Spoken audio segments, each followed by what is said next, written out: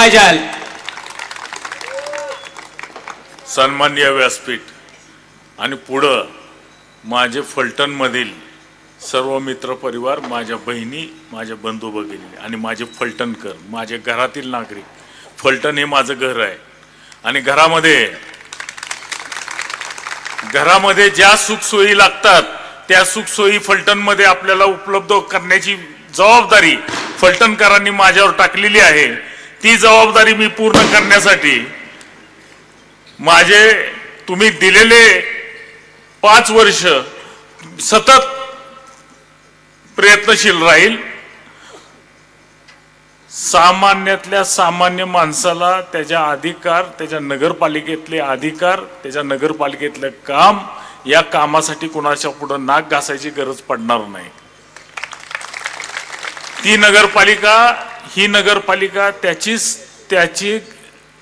संस्था आहे की नाही कोणाचं किराणा मालाचं दुकान. जे आजपर्यंत नगरपालिकेला फक्त किराणा मालाचं दुकान म्हणून बघत होते, या लोकांना आज मला सांगायचंय की तुम्ही 30 वर्षामध्ये जे काय केलं नाही, आम्ही तुम्हाला हे 35 महिन्यामध्ये करून दाखवतो.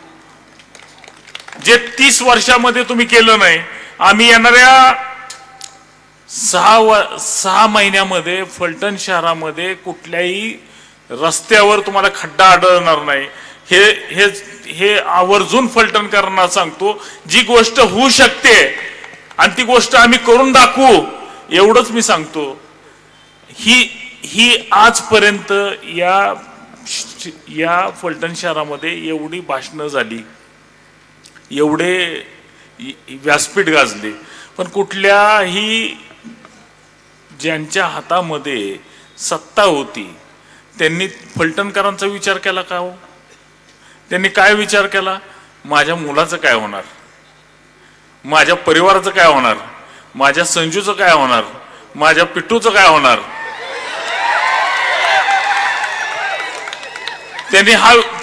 त्यांनी मंत्र्यांना, त्यांनी शिंदे साहेबांना हे मागितलं का हो की माझ्या फलटणकरांसाठी तुमचं आशीर्वाद पाहिजेत, फलटणकरांना त्रास होतोय म्हणून तुमचं सहकार्य पाहिजे. त्यांनी काय सांगितलं? माझ्या पिट्टूला त्रास होतोय, माझ्या संजूला त्रास होतोय. याच्या व्यतिरिक्त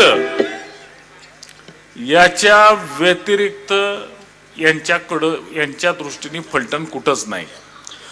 आम्ही कुठंच नाही. यांच्या परिवाराच्या व्यतिरिक्त त्यांना तुमचा काहीही काडीचा संबंध नाही. तुम्ही हे त्यांच्या किराणा मालाचं दुकान होता. गेले 35 वर्ष झालं हे फलटणला फक्त उत्पन्नाचं साधन म्हणून फलटणकडे पाहत होते. कारण का श्रीमंत रामराजांचा प्रयत्न ओपन स्पेस खाणे, मुलाच्या नावाने बोगस सातबारा तयार करणे आणि तो सातबारा फलटण शहराच्या नगरपालिकेच्या बहुउद्देशीय हॉस्पिटल असेल, क्रीडांगण असेल, अशा ठिकाणी तो सातबारा त्या जागेवर बोगस सातबारा तयार करणे आणि तो भूखंड कुठल्या तरी बिल्डरच्या गळ्यात घालणे आणि त्याचे पैसे वर्षातनं एकदा 10-15 कोटी रुपये घरी घेऊन जाणे, हे उद्योग. मी मागच्या वेळेस जे सातबारा दिला होता त्या सातबारा एक शब्द सुद्धा त्यांनी फलटणला सांगितलं का की हे बोगस आहे म्हणून? म्हणजे सोयीस्कररित्या डोळेजाग करायची आणि मांजराला वाटतं की मी दूध पितोय मला कोण बघत नाही. आता दिवस संपलेत. पूर्वी लोकांना तुम्ही आंधळं करून ठेवलं होतं. आता फलटण शहरामध्ये फिरताना जी काय अवस्था आहे फलटणची तुम्ही बघितली का? प्रत्येक 10 फुटावर खड्डा आहे, डांबर गायब आहे. हे का गायब आहे? का फलटण शहरातला मेजर रस्त्याचं कंत्राट ह्यांचे मधले बंधू आणि त्यांची संस्था ह्यांनी कामं केली. म्हणजे आणि कामं कशी केली तर तात्या उदाहरण म्हणून सांगतो की या 6 महिन्यामध्ये शिवरूपराजे घर ते शमशेर नाईक निंबाळकर घर काम 20 लाख रुपये. त्यावेळेस नुसतं अस्तरीकरण करायचं, पुढच्या 6 महिन्यांनी परत मीटिंगवर काम. कुठलं काम? तर शमशेर नाईक निंबाळकर तो शिवरूपराजेनकर, परत 20 लाख रुपये. म्हणजे 6-6 महिन्याला एकाच कामावर पैसे गोळा करणारी ही लोक. मला आज आरोप करायचे नाहीत. आता मला ते कारण का तुम्ही तुमचा निर्णय फलटणनी दिलेला आहे.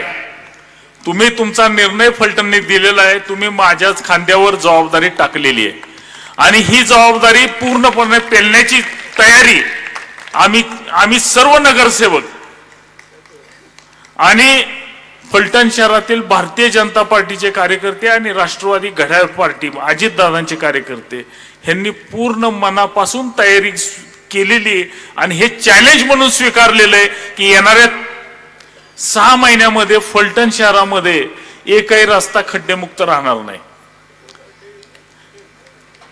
म्हणजे खड्डे मुक्त होणार. दुसरं, फलटण शहरातला पाणी पुरवठा गेले 11 वर्ष झालं 5 ते 6 टाक्या बांधून पडलेल्या आहेत आणि ह्या 11 वर्षामध्ये पाणीच पडलं नाही टाक्यामध्ये. हे का घडलं की ज्या लोकांना तुमच्याबद्दल कुठंच काडीचंही प्रेम नव्हतं, त्यांना काही गरज नाही, त्या लोकांना तुमच्या घरात पाणी आलं काय, पाण्यातनं सुता आली काय, पाण्यातनं माती आली काय, काही घेणं देणं नाही. वॉल बंद पडत होते. वॉल खोलल्यानंतर त्या वॉल मधनं कबूतर वटवागळ निघत होती. हे तुम्हाला माहितीये का? किती फलटणकरांना आजपर्यंत गेले 30 वर्ष झालं यांनी कबुतराचं आणि वटवागळाचं पाणी खायला घातलं. साधा बेसिक गोष्ट होती. ज्या टाक्यात चालू आहेत त्या टाक्यांना वर झाकणं सुद्धा ह्यांनी कधी निर्माण करून दिले नाहीत. त्या झाकणाचे पैसे सुद्धा ह्यांनी टक्केवारी त्यांच्या घरी नेले. ही प्रवृत्ती गेले 30 वर्ष झालं फलटण मध्ये. या फलटणला सज्जनतेचं आणि सुशिक्षिततेचं आणि शिक्षणात आम्ही किती शिकलेलो आहोत हे दाखवून गंडवत होती. आता हे बंद झालं. हे फलटणकरांनी बंद केलेलं आहे, त्यामुळे बंद करा म्हणायची गरज नाही. पण आता हे होणार नाही.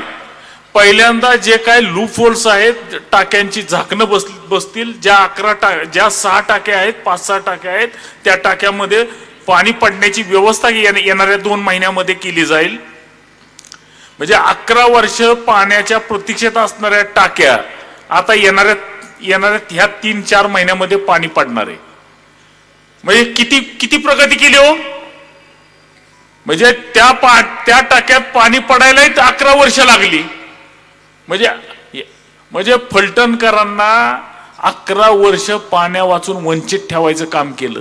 माझ्या माय माऊली सकाळी 3:30-4 वाजता पाणी भरतायत, ह्याची लाज सुद्धा ह्या लोकांना वाटली नाही. आणि मताला जाताना म्हणायचं की मी किती विकास केलाय. मला फलटण शहरामध्ये एक विकास काम दाखवा की या सत्ताधारी मंडळींनी यांच्याकडं सभापतीपद, यांच्याकडं महसूल मंत्रीपद, यांच्याकडं जिल्हा परिषदेचे अध्यक्षपद, नगरपालिका यांच्याकडं, नगरपालिकेच्या सभापती यांच्या बहीण, पंचायत समितीला यांचा मुलगा, मार्केट कमिटीला ह्यांचा भाऊ, तरी सुद्धा फलटण मध्ये एक विकास काम दाखवू शकले नाहीत. आणि दाखवत आहेत का तर ह्यांची दादागिरी. जर 5 वर्षात जर आम्ही कुठं दादागिरी केली असती तर फलटण पोलीस स्टेशनला केसने अख्खं भरलं असतं. म्हणजे फक्त एकच नीती वापरायची, 100 वेळा खोटं बोलायचं आणि लोकांना सांगायचं की ही गुंड आहेत, ही गुंडगिरी करतायत. आणि मीडियामध्ये अशाच पद्धतीने पसरून विनाकारण आमच्या खासदारांना, रणजित सिंहांना, माझ्या धाकट्या बंधूला बदनाम करायचं काम ह्या लोकांनी केलं. त्यांनी हे नाही सांगितलं की ज्यांनी स्वतःच्या आजोबाच्या नावाचा कारखाना दुसऱ्याला घाण ठेवला, एक दिवस सुद्धा चालवला नाही, आणि स्वतःच्या बापाच्या नावावर कारखाना उभा केला, त्याच्या नावाने तुम्ही बोट दाखवताय. 35 वर्षामध्ये 35 सायकली दिल्या का हो तुम्ही फलटणकरांना? तुमच्या आमदार निधी असेल, तुमच्याकडं उत्पन्नाचे अनेक स्रोत आहेत. तुम्ही ओपन स्पेस खाल्लेले आहेत, तुम्ही रस्त्याची कंत्राट खाल्लेली आहेत, तुम्ही काय काय खाल्लंय ते फलटणला माहिती आहे. म्हणजे रस्त्यावरली डुकरं सुद्धा तुम्ही सोडलेली नाहीत. आणि खरंय, मी जे बोलतोय ही खरंय. फलटण मध्ये गायकवाड साहेब होते. गायकवाड साहेबांनी डुकराचं टेंडर काढलं होतं. कर्नाटकातून लोक आणली होती, त्यांनी डुकरं पकडली आणि डुकरं ज्यावेळेस सातार पुलावनं चालवली त्यावेळेस पोलीस स्टेशनच्या इथं गाडी अडवली. गाडी अडवणारे कोण? पिट्टू बाबा. माझ्या फलटणची डुकरं का नेतो रे बाबा तू? मग तिथं तोडपाणी झाली आणि मग ती डुकरं फलटणची वेस उलटून पुढे गेली. हे खरं आहे. आणि जर हे खरं नाही म्हणायची ताकद असेल तर मी उद्या परत ह्या स्टेजवर येतो आणि त्यांनी स्टेजवर येऊन म्हणावं की खोट आहे म्हणून. आपल्याला हे करायचं नाही, आपल्याला असं वागायचं नाही. आपल्याला फलटणकरांना फलटणचा 1960चा अधिनियम असा सांगतो की फलटण शहराच्या हद्दीमधला भिकारी सुद्धा कुडकुडत राहता कामा नये. त्याला नगरपालिकेने अंगावर त्याच्या पांघरून घालायचे. भिकारी एक टाइम त्या भिकाऱ्याला नगरपालिकेच्या अधिनियमामध्ये एक टाइम भिकाऱ्याला जेव घालायचे. ऍटलिस्ट 2 वडापाव तरी खायला घालायचे. हे सुद्धा काम आहे. फलटण शहरामध्ये फिरणाऱ्या गायी आहेत ना, ह्या गायींना एक वेळचा चारा सुद्धा नगरपालिकेने उपलब्ध करायचा आहे. खावटी नावाचा अधिनियमात, फलटणच्या नगरपालिकेच्या अधिनियमात तरतूद आहे. आणि तरतूद कितीची आहे? 20-20 लाखाची. मी 6 साली होतो त्यावेळेस 20 लाखाची तरतूद होती. आता किती असेल मला माहित नाही. मी काय अधिनियम म्हणजे त्या ऑडिट रिपोर्ट मध्ये मी आता तरतूद खावटीची बघितलीच नाही. पण आजपर्यंत ही खावटी कोण खात गेलं? श्रीमंत. म्हणजे ह्यांना खावटी सुद्धा पुरली नाही. फलटणची खावटी, फलटणचे या गोरगरीब ह्या गायी जनावरांना चारा असणारी खावटी सुद्धा पुरली नाही. हे दुर्दैव आहे. म्हणजे तुम्ही 30 वर्ष फलटणच्या उराव मूग दळली, आता येणारी परत 30 वर्ष नवीन पिढी आणून तुम्ही फलटणला आता दळायचा प्रयत्न करत होता. ही फलटणने ओळखलं आणि फलटणने योग्य ठिकाणी निर्णय घेतला. आमचे 18 नगरसेवक निवडून दिले आणि आमचे जे राहिलेले नगरसेवक आहेत त्यांनाही मी खात्रीने सांगतो, तुम्ही बी आमचे नगरसेवक आहात. ज्या फलटण नगरपालिकेच्या शहराच्या हद्दीत राहणारा प्रत्येक नागरिक हा नगरसेवक आहे. तिथं गट तट बघितला जाणार नाही. मी आता शहराचा नगरसेवक, नगराध्यक्ष आहे. आता इलेक्शन पर्यंत मी एका पक्षाचा नगराध्यक्ष होतो, आता मी अख्ख्या फलटण शहराचा नगराध्यक्ष आहे. त्यामुळे फलटण शहरातला विरोधी कोण आणि आपला कोण हे ह्या नजरेतनं बघितलं जाणार नाही. ज्याचं काम आहे त्यांनी नगरपालिकेत, स्वतःची नगरपालिका आहे, स्वतःच्या बापाची नगरपालिका आहे म्हणूनच नगरपालिकेत यायचं आणि काम सांगायचं आणि काम करून घेऊन जायचं. त्याला दुसरा हेलपाटा इतर नगरपालिकेत लागणार नाही. ह्याची व्यवस्था आम्ही सगळे घेऊ. जिथं अडचण येईल त्यांनी आणि आमचे कान धरायला, आम्ही जर कुठं चुकत असेल तर आमचे कान धरायला आमचे प्रल्हाद तात्या आहेत, निकम वकील आहेत, दिलीप सिंह भोसले साहेब आहेत, आमची नेते मंडळी आहेत आमचे कान धरायला. आणि आम्ही एवढे मोठे नाही की आमचे कान ते धरू शकत नाहीत. त्यामुळे मी एवढंच सांगतो की फक्त ही येणारी 5 वर्ष तुम्ही सगळ्यांनी सहकार्य करायचंय.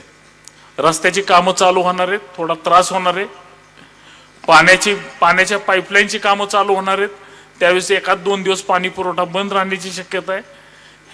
ह्या पाणी पुरवठा बंद राहत असताना नागरिकांना योग्य वेळी टँकर पुरवला जाईल, पण त्यावेळेस बी नागरिकांनी सहकार्य करायचं आहे.